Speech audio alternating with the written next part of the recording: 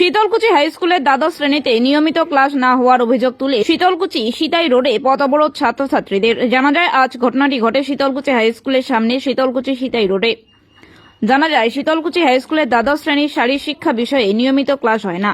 নিয়মিত ক্লাস না হওয়ার জন্য ওই বিদ্যালয়ের ছাত্রছাত্রীরা বিদ্যালয়ের সামনে শীতলকুচি সিতাই রোডে পথ অবরোধ করেন।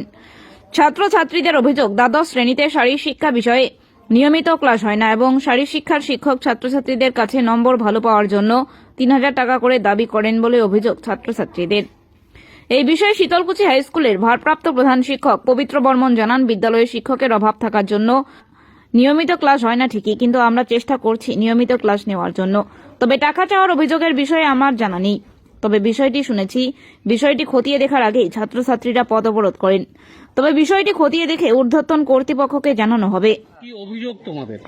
অভিযোগ ওইটাই, আমাদের স্কুলের ফিজিক্যাল এডুকেশনের টিচার গৌতম বুদ্ধ রয়, ঠিক আছে, ওনারা নিয়মিত ক্লাস করান না, ঠিক আছে।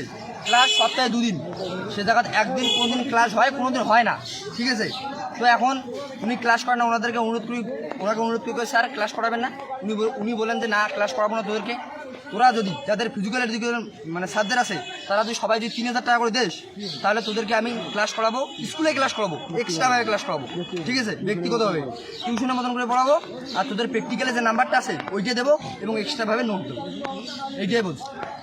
এই ব্যাপারটা কি তোমরা হেডমাস্টারকে জানাওনি? হেডমাস্টার মশাইকে জানাইছি, ঠিক আছে। তিনি কোনো পদক্ষেপ করেছেন কি? তিনি কোনো পদক্ষেপ নেই। তিনি বলছেন যে দাও তোমরা আবার গিয়ে গৌতম বুদ্ধ স্যারকে গিয়ে বলো। হেড স্যার বলছে যে দাও তোমরা আবার গিয়ে গৌতম বুদ্ধ স্যারকে গিয়ে বলো, এইভাবে বলে। তোমরা এখন কি চাইছো? আমরা এখন সুবিচার চাইছি, যে ভিডিও আসুক, যে কী করে আসে। কতজন ফিজিক্যাল এডুকেশন আছে তোমাদের ক্লাস? 17 জন। 17 জন। কারণ আর সবার পক্ষে তো 30,000 3,000 টাকা করে দেওয়া তো সম্ভব না। কারণ আমরা তো ওইরকম ধনী ফ্যামিলির লোক না। আমরা গরিব মধ্যবিত্ত পরিবারের ছেলে আমরা। তো গভর্নমেন্ট ওনাকে একটা মাস গেলে একটা স্যালারি দেন, তার পরিবর্তে উনি কীভাবে 3,000 টাকা করেছেন। কি নাম তোমার? মুন্না আহমেদ।